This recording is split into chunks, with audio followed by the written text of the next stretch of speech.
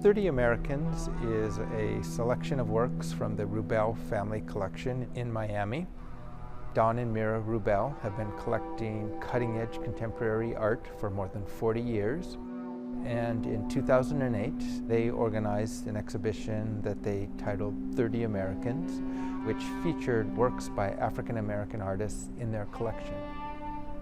The title came from their understanding of exhibitions from the Museum of Modern Art in New York, which always featured 8 Americans, 12 Americans. And these exhibitions, oddly enough, were almost always white men. And they used that as a way to bring attention to the fact that these African American artists are central to the story of contemporary American art and have made some iconic works that I imagine one day will be illustrated in the history of American art. The exhibition has challenged us on 2 fronts. First, logistically. Some of these works are large. The largest painting I've ever exhibited is the Kehinde Wiley Sleep. It's 25 feet wide, and that was a super complicated thing to install. But it's also continued the dialogue about race in the arts in Tacoma, and that's been a real opportunity for the museum to think about its impact, to think about how we sit in this region, and to be a leader. One of the most shocking works of art is the Gary Simmons installation called Duck Duck News.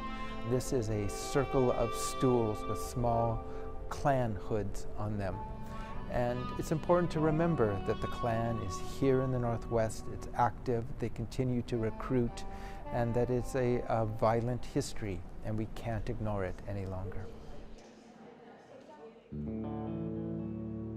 We understand that the museum has to play a central role in this conversation about race and change in these attitudes. And hopefully an exhibition like 30 Americans will provide an opportunity for us to sit down together and talk about what we need as a city, as a society, and how to repair this legacy of racism, slavery, segregation, and understand that these issues, that they're here in Tacoma. Those conversations are happening in a variety of ways and a variety of places. Certainly at some of our programs, we are designing kind of facilitated, moderated forums for that to happen. But we also have student tours and adult tours that are entirely structured around open-ended conversations and open-ended questions. So we're not just walking visitors through the exhibition, telling them what to see and what they should notice, but really inviting our visitors to look deeply, to think deeply, to feel deeply, and to trust that process of what a work of art and what an artist can tell you through their works of art. And so some amazing conversations are happening in our tour programs. And then we have this visitor response wall. Visitors are contributing their own kind of part of the conversation to that wall. But every now and again, comments across the board will start to speak to each other. So there's this very organic conversation that is happening a little bit out of time and place, and maybe the people aren't even there when it's happening, where we have this really beautiful record of how that conversation is evolving over the course of the exhibition. 30 Americans for me has been an exhibition that is a labor of love, but it also is the exhibition I think that Tacoma has been waiting for and needing. It's an exhibition that features different styles of art, paintings, sculpture, and what I love the most about it is that there is a story in every work of art. It's multi-generational, so the story and how you identify with it may not be the same for everyone, but there is a connection point in every piece of work of art and a reference point. And it gives us the ability and the courage to talk about things that may be difficult. It's not all heavy and negative and introspective. There are some beautiful things, there are joyous things, there are funny things. But I think it really is the exhibition that not only that Tacoma needs, but that Tacoma has been waiting for.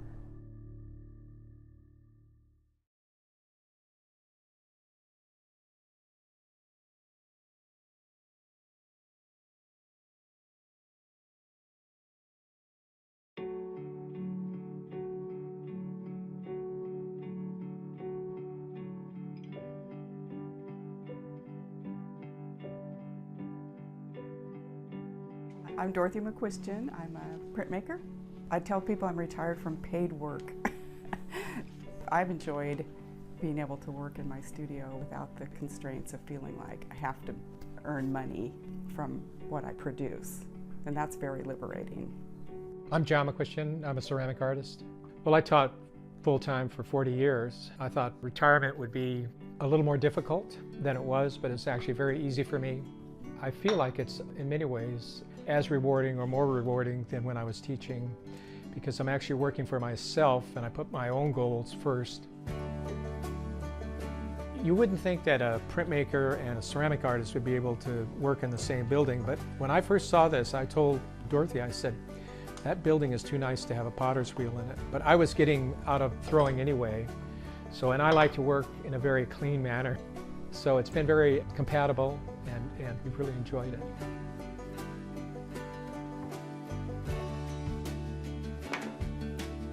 Well, we met in a ceramics class. Doesn't that sound a little bit pathetic? And we didn't know each other very long, and we decided we would get married. And much to everybody's surprise and chagrin, I think. Dorothy's father was a Superior Court judge, so it was interesting. But they eventually let us get married, and we've been married ever since. The way we collaborate the most often is bouncing ideas off of each other. A really good example for me is I was working on a book that I was very frustrated with. I showed it to John and I said, what do you think? Am I on the right track here? Does this seem like a good idea? And he said, oh yeah, this is a great idea. I think you should keep working on it, go for it. And I think if he hadn't have said that, I would have quit. And that book ended up winning an award at an exhibit. So we really do help each other.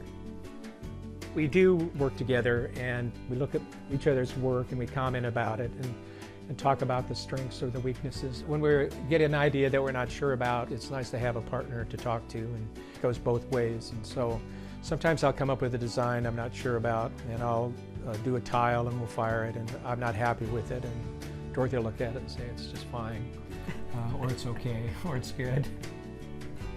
This particular building just has a wonderful feeling. I don't think we're the only ones that feel this. When we have the studio tour, we have, over the weekend, 100 people come in, and every single person they walk in and they just, wow, what a wonderful space. It just feels good. It has really wonderful light. It's quiet. You're really separate from everything else, and this is your place you go to work.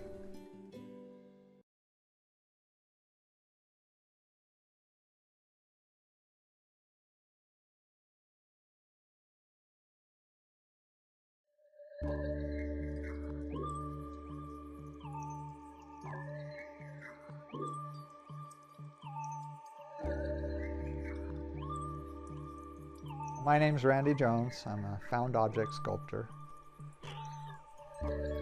It seems like since I was little, I've liked to pick up things that seem to have some value other than what they were, and like they need to get put back to use somehow. And so I've collected things forever with just the hopes of giving them another life, I guess, putting them back into use. I like to build things that have life, like they are a critter of some sort, at least maybe not definable, but with personality. And if you can give something a life, then it can live on its own. It's fun to have people come in and look around and, what is this? That's an enjoyment for me. I like to give people something to look at, make them think, that this brush doesn't have to be a brush, it can be something else, or this old tool. I like to surround myself with things that I enjoy looking at, that make me think and make me dream. And anything that's good design or well built or well used, things that have lasted a long time and have a real patina about them, are really attractive And putting things together that don't go together, that's a huge part of what I do. If you can take two things that don't go together normally and put them together to make something else, that's important to me. Well, right now I'm working on a mobile of 1,000 cranes for a low-income housing building in Seattle. And I'm finding that I had no clue or how much 1,000 cranes was. I couldn't visualize 1,000 cranes. But volunteers are folding the cranes, and so all I have to do is put it into a mobile. But I've been working 2.5 months now making the wires. There's a lot of wires, but I think it'll be very interesting when it gets done, if it does like I want it to and looks like a flock, and it should turn like a flock would turn. I've been in the studio tour 2 times now, and I think what I like the most is that people come in and like looking around. I mean, I think I like to demonstrate making things, but people are more interested in looking around. It's more like the studio is the work rather than but it's where I work. I work on the walls and, in the windows, and I just enjoy having people come.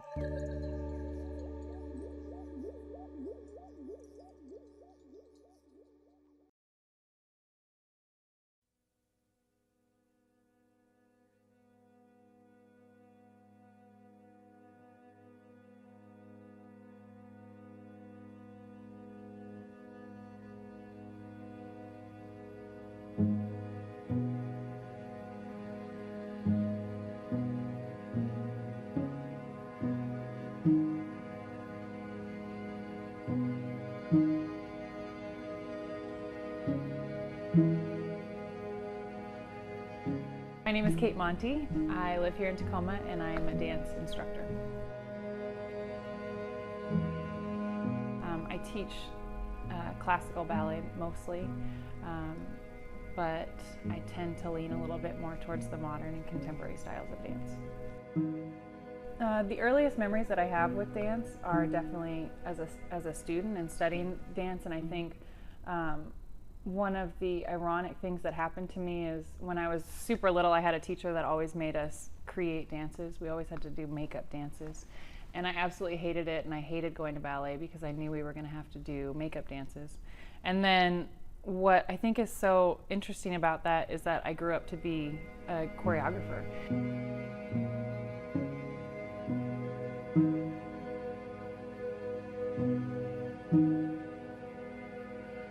So I'm Joel Meyers, and I am the Assistant Artistic Director of Tacoma City Ballet. So getting into dance and getting into ballet started because I had a very impulsive friend in high school, and he was very easily influenced by things, inspired by things for short periods of time. We saw Lord of the Dance, the Irish step dancing phenomenon. And that was what we were going to do. We were going to become Irish step dancers, I think probably where dance changed for me the most is when I stepped outside of the classical dance, because that was really my world and my training, and what I was completely absorbed in. And then when I started dancing for Zoe and Juniper in Seattle, that really just pulled me out of a very small box that I was in. It was a change in my path, but then it also just opened up this whole new world of what else I could do with dance. I've been really lucky in my dance career to pass from one mentor to the next. And I'm on my third, world-class mentor. But my second mentor, Donald Bird, up at Spectrum Dance Theater, talked about sort of stages in a choreographer's life, and he said kind of initially all you do is you move, you make movement because you're young and you're still dancing, and that dance is very much you feel it, and so you just make movement because you feel it in your body, and then you give that movement to other people. I think the most inspired I ever was to create something of my own based on absorbing other people's work was I lived in New York for a small bit of time and was able to take classes from just so many people, and just from taking those different classes, not necessarily seeing other people's performance work, inspired me, just because it was always teaching me a new way to move.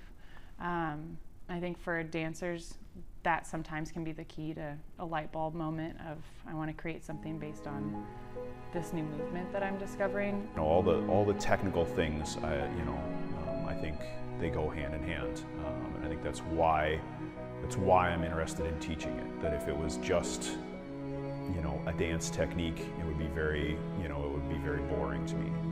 But because most of the kids that I teach, very few, 1 in 100, 1 in 1,000 will go on to have a professional career. But all of them can take a lot from a classical education, whether it's a classical martial art, whether it's a real classical study of an instrument, or classical ballet is the same way, where it really can impact your life and how you see it. It gives a lot of opportunity to male dancers. I mean, I definitely would not have had a professional career had I been a female dancer starting at the age of 17. I can't really imagine my life without some sort of dance activity in it, whether that's teaching. I find myself mostly teaching now with dance.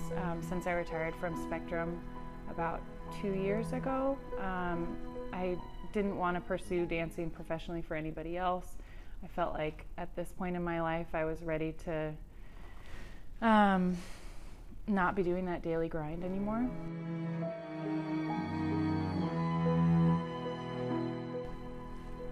I think as long as I keep dancing my life, it's going to open up different ideas and opportunities for me, and that's probably why I keep it in my life. And I just can't imagine not having it in my life.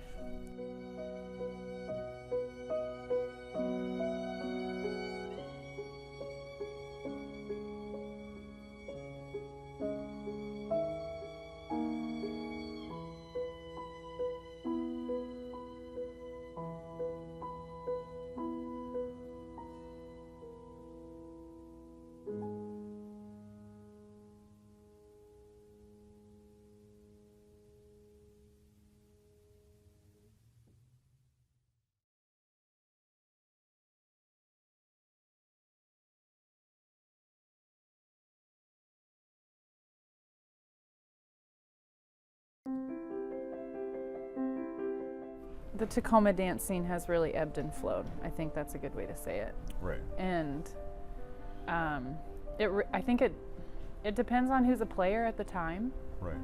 I think for a long time Tacoma was a ballet primarily city. Like growing up here, I wasn't aware of any option to learn, I don't know, something other than ballet. Like there were ballet schools primarily, is my point. Right. And then Barefoot came on the scene. I remember them as like sort of the first, we're going to open a center, and it's not going to be a ballet center, it's going to be a modern dance center, I would say. Yeah, yeah. And they were in this like hip area a little bit, like this growing area of the Tacoma Dome district, and they were newcomers to Tacoma, so everything was just like interesting to me. Right. I mean, in my opinion, the biggest non-ballet influence of the last, of my being aware of the dance scene in Tacoma was you, and the impact that the Move shows and the 10 Tiny shows that you produced had on the dance community, students coming up, seeing that, being exposed to that, realizing that there were options in addition to, in concert with ballet. You could do your ballet and you could do contemporary dance. You could do performance art and modern and jazz, and that those things could feed each other. And then for audience members as well. I mean, I remember so many of the shows talking to people, and they would see, really, really diverse types of dance all in the same show. We had to stretch their minds, I think, and you could see when we started Move, and we started Move because I was dancing for Zoe Juniper, and we wanted to do a fundraiser. So I was like, well, let's do a show in Tacoma. I think I can get people there. I think I can fill up this theater maybe once, twice, like let's risk it. And so I think pretty sure that's how it started, but I remember people coming to that show and they were like, I don't know what that was. I think I liked it, Right. And then, but you could tell as we did move over and over and over again that people would come to every single one. Some people would. We'd have those like move goers, like Sherry Ray was one of them, or or Leah Smiley, and all these people. I was like, we got to give these people something because they've come to almost 15 of our series, Yeah, I mean, when I would do the Joel shows, it was because I was, the very first one I did, it was because of knowing my career trajectory and realizing there were many things I didn't know about producing a show. And I'd been around and I'd helped produce shows before, and so, I thought, well, what better way to learn but just produce a show and find out what you don't know about producing a show as you go along. Yeah. And there was a lot, and then after that, I never intended to do the same thing. I never intended it to be a series. And then after that, it would be when I was dancing for Spectrum in Seattle, it would be during the off season, my chance to work in Tacoma. Which is a lot to add on to your plate. So, and now I work in Tacoma. I choreograph in Tacoma, I teach in Tacoma, I dance in Tacoma. What's just one sort of not like the end all be all, but like what's one favorite thing that you've done in Tacoma that you've made happen? What's one that you've been a part of? I think I like Ten Tiny Dances the best. Yeah. I like it because, and for anybody that doesn't know about Ten Tiny, it's where you have to dance on that 4 foot by 4 foot stage, and we've put it always, or most lately we put it in Jazz Bones, and that's been like the best scene for people that just want to go out to dinner, have drinks, and see a show, and maybe they're surprised that it's a dance show. But I love it that you can it's my favorite because you're putting dance in a venue that isn't built for dance, and people are still seeing it, sometimes like dance in that way for the first time, and they get this like spectrum of dance because you're trying to curate a show that has 10 different uses of that small stage. And so I think there's like something for everybody, and it's fun because it's in a bar and you can still bring your kids, and right, or a restaurant bar. I think that's my favorite. What's your favorite? In the history of Joel dancing in Tacoma. There's a couple of highlights. I mean, definitely getting to do, I think, getting to do Nutcracker in Tacoma, like getting to dance like the Cavalier and really showcase, everything that my classical ballet training is, the absolute best of it, because I trained in Auburn. I performed, most of my professional career in Seattle or in, South King County. And so then I would do sort of like smaller, contemporary, personal things in Tacoma. And so there were a lot of people that only knew me as that. It didn't, they were like, oh, we know he's theoretically a professional dancer, and we know theoretically he does ballet, but we've never really seen, what's the actual capacity of that. And so that's a satisfying one. Definitely the couple of shows that Daniel Blue and I did together were really fun in that it was like a true collaboration, and just like so many people would be involved, and it was just like the fashion shows with dance. Yeah, it was just like fashion, theater, dance stuff, those were really fun, and it was just fun to just, work with friends and stay up late and, work on the new part of it and, barely have it done, and it was just, it felt, That was an interesting time in Tacoma, and I don't know if like now we're just too old to be like, I found that out myself. I'm like, aware of that. Is there less of a scene now, or do I just That was a great scene. Do I just miss it? Are there like 18 to 22-year-olds just like doing amazing stuff, and we just are like past it? I'm unaware of it. I don't think so. I want to. I'm still cool. I would know about it. Yeah. No.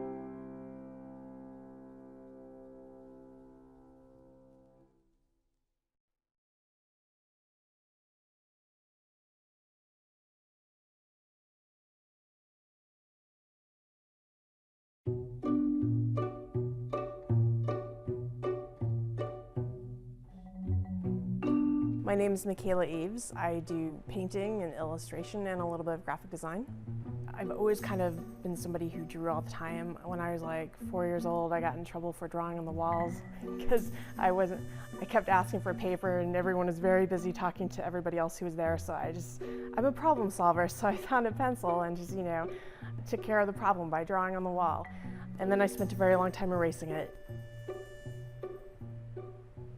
I grew up in Montana, out in the woods, so there's already that natural element to it. And I lived in Germany for the first 4 years of my life, and a lot of that time was spent with my grandparents reading me like Grimm's fairy tales and all the crazy, horrible German kids' books that they would never publish in America.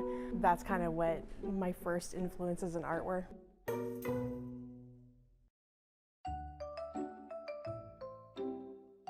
Illustration is taking written word and trying to add another dimension to it through artwork. And so what I try to do is tell the entire story in an art piece without needing a story to go with it. And I try to put little jokes in pieces or let the piece tell a story. Most of the materials I use in my work are traditional watercolor and gouache. However, I do like coming up with weird things that I found on the internet and trying things out. I like finding projects and using different materials just because there is that chance of it going horribly wrong, which I find to be also inspiring in a way.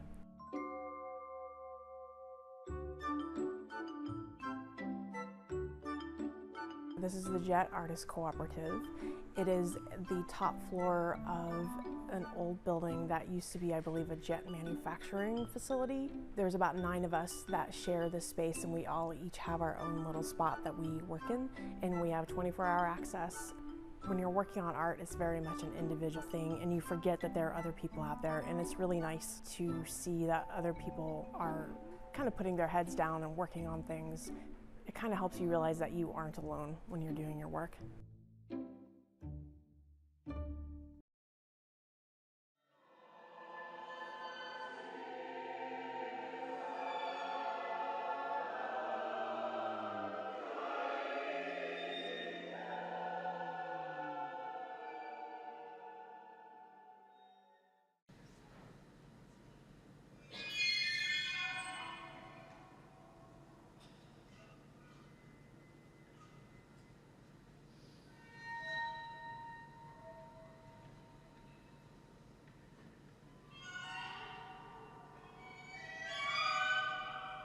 This water passion, it was a really groundbreaking piece because it was the first passion, which is typically a Judeo-Christian story that used Eastern elements and Eastern thinking and Eastern philosophy and Eastern musical sounds and singing styles and worship styles as well.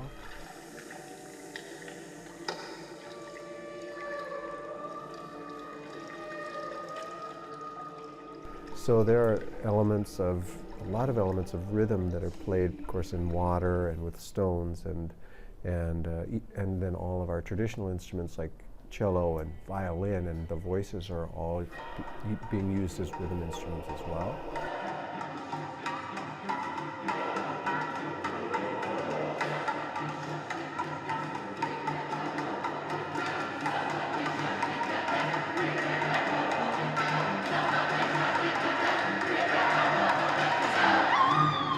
Tandon is one of those composers who connects East and West. He grew up in China, a child of the Chinese Revolution, started out working in the rice fields, from that to New York City. Recreating music from East to West is a very, very special thing. When you're talking about Tandon, you're talking about musical performance that is creative. It has lighting, it has special sound effects. It uses things that are metaphor for the meaning of the music. For example, water in this case is a metaphor for the baptism of Christ. So he's a very unique composer who's done some extremely extraordinary and groundbreaking developments for this century.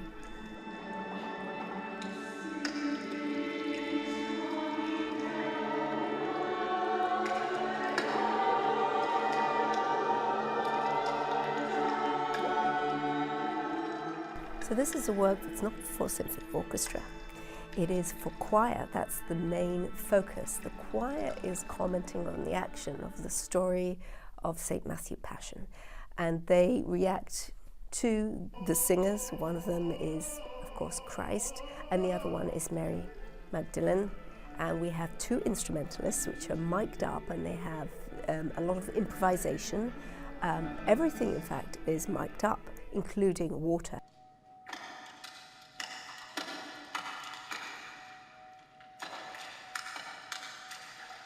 Tam Dunn, he really requires us to go beyond who we are as musicians, and explore the whole range of our emotions.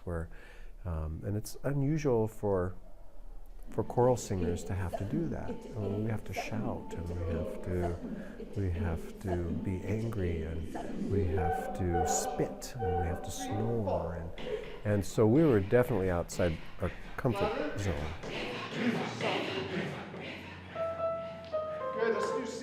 The story is still the same.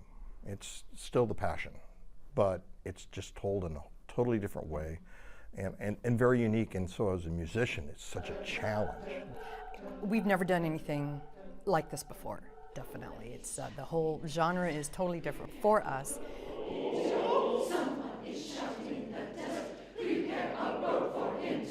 When I looked at the music the first time, I just went, oh no, what are we into? Because it was, like Scott said, it's not what we're used to reading.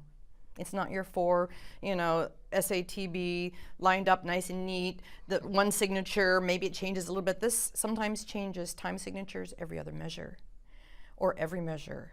And so you have to be, in the back of your mind, counting every single beat and knowing that, okay, one less beat, one less beat, one less beat.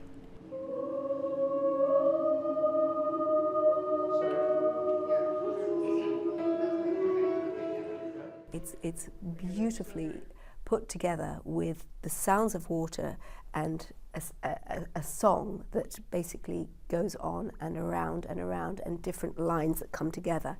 And of course it's drawing on the very, very early themes of the piece, which are beautifully laid out in the very, very first page of music, which is a circle. It's not usually like the music is written out, but it's a circle, and the musicians can sing from this note to this note, or this note to this note, and they can start here, they can start there. So even the music is a beautiful picture of art. Oh, that's it. Song. Bravo. Excellent. We're all learning how to sing every rehearsal, and it's a journey. For me, learning how to control my breath and to be able to take it to that level is so special. I've been taken aback myself and just experiencing that the whole sound and emotion and the visualization that goes on. There's just a lot to it.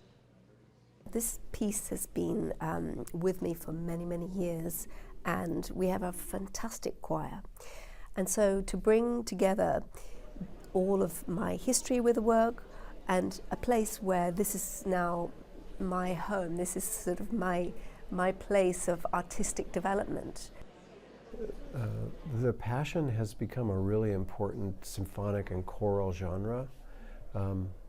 Really in the 21st century. It's really like a major work for the 21st century. Now these passions are being written more and more.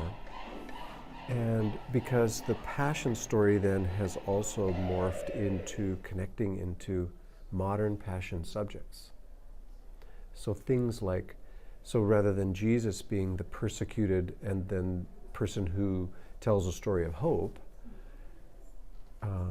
composers are telling stories of, say, persecution of homosexuals, or persecution of the poor, or persecution because of race, and using racial subjects and gender issues and whatnot as the Passion figure, but then also telling a story of justice and hope as well, and then setting powerful music to it. So I think it's a really important genre, and there are numerous ones out there, and numerous ones by local composers as well. So I think the sky's the limit once we've done this.